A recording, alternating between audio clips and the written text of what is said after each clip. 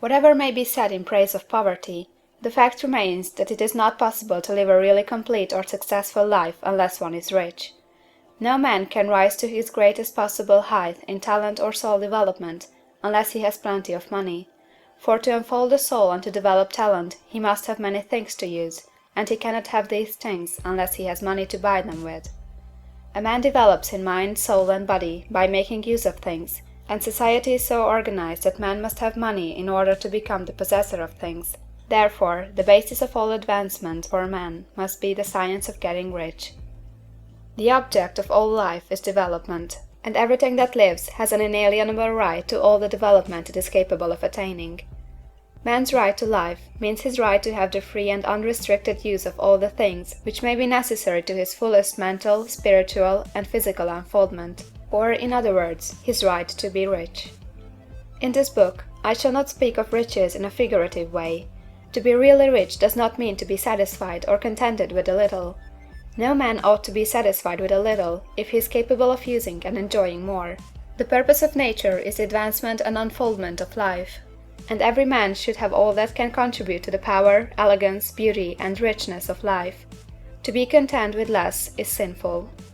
The man who owns all he wants for the living of all the life he is capable of living is rich, and no man who has not plenty of money can have all he wants. Life has advanced so far, and become so complex, that even the most ordinary man or woman requires a great amount of wealth in order to live in a manner that even approaches completeness. Every person naturally wants to become all that they are capable of becoming. This desire to realize innate possibilities is inherent in human nature. We cannot help wanting to be all that we can be. Success in life is becoming what you want to be. You can become what you want to be only by making use of things, and you can have the free use of things only as you become rich enough to buy them. To understand the science of getting rich is therefore the most essential of all knowledge. There is nothing wrong in wanting to get rich. The desire for riches is really the desire for a richer, fuller, and more abundant life, and that desire is praiseworthy.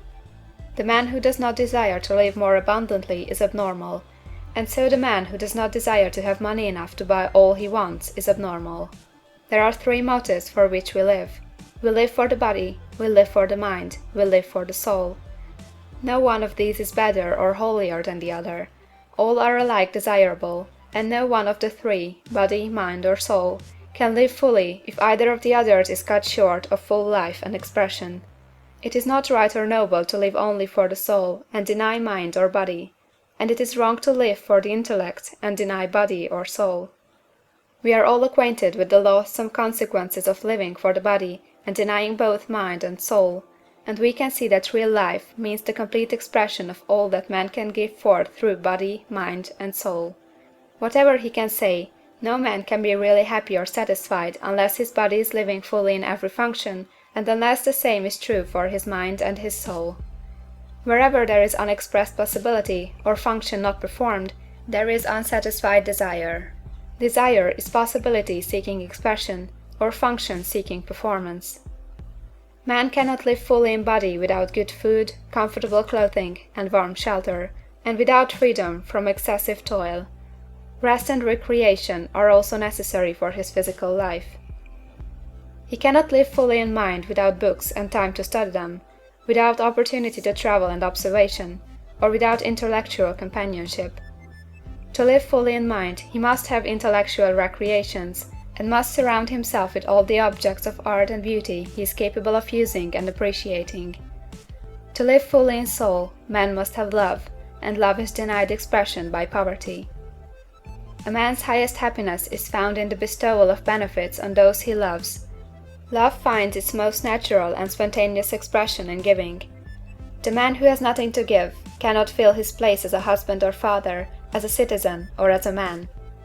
It is in the use of material things that a man finds full life for his body, develops his mind, and unfolds his soul.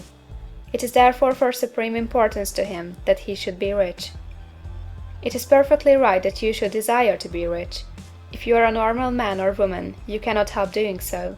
It is perfectly right that you should give your best attention to the science of getting rich, for it is the noblest and most necessary of all studies. If you neglect this study, you are derelict in your duty to yourself, to God and humanity, for you can render to God and humanity no greater service than to make the most of yourself. End of chapter 1.